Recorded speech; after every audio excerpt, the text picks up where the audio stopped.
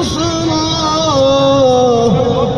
إن مع العسر يسرا فإذا فرغت فانصب وإلى ربك فارغب صدق الله العظيم.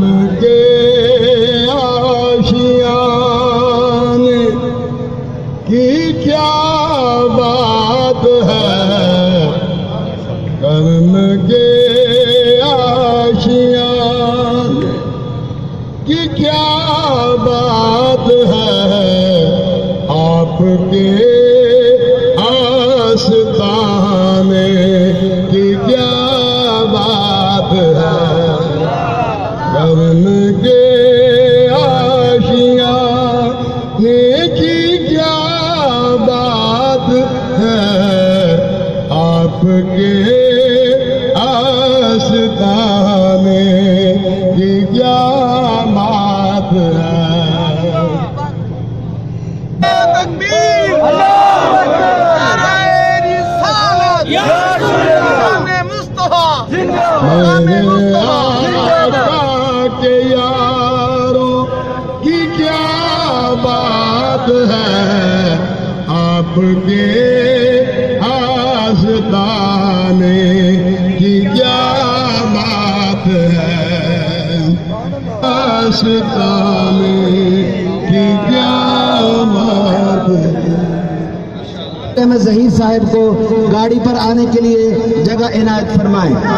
گاہ الفت میں قدم رکھنا لوگ آسان سمجھتے ہیں مسلمان ہونا، اور تاریخ نے قوموں کے وہ دور بھی دیکھے ہیں لمحوں نے خطا کی صدیوں نے سزا پائی، اور نابینا جنم لیتی ہے اولاد بھی اس کی جو قوم دیا کرتی ہے تاوان میں آنکھیں. قصور شہر کے غزور شہریوں، میں 3 باتیں کر کے اپنی بات کو ختم کرتا ہوں. پہلی بات، ہم سب کو اس بات کا علم ہونا چاہیے کہ برما کیا ہے، برما کی تاریخ کیا ہے، روہنگیا مسلمان کیا ہے، ان پہ ظلم و تشدد کس طرح ہوا ہے، اور آخر میں اس مسئلے کا حل کیا ہے.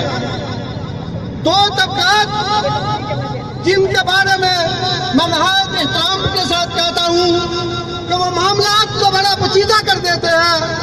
ایک ہمارے علماء دین ہیں، ایک ہمارے سیاستدان ہیں، لیکن میں ان کے بیان دینا چاہتا ہوں کہ آپ لوگوں کو برما کی تاریخ کے بارے میں کچھ بتا سکوں. تو عزیز ساتھیوں، برما 50,000 مربع میل پر مشتمل رقبے کا شہر مسکن بنا لیا، اور اللہ کے دین کی ان مسلمان عرب تاجروں نے اس قدر محنت کی کہ وہاں کی آبادی 60 لاکھ کے قریب ہو گئی، اور 60 لاکھ کی آبادی پر جو وہاں کا حکمران تھا وہ بھی مسلمان ہو گیا، اور اس نے 350 سال وہاں پہ حکمرانی کی.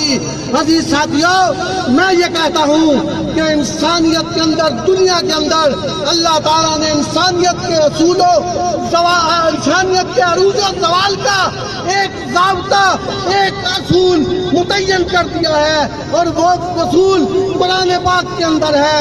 اس اصول پہ اگر مسلمان چلے گا تو عروج پائے گا، اگر ان اصولوں اور ضابطوں کو چھوڑے گا تو تنزلی پائے گا. اور انہوں نے اتنی محنت کی کہ 350 سال تک انہوں نے اس علاقے کے اوپر حکمرانی کی. ایک بات آپ دوستوں کی انفارمیشن کے لیے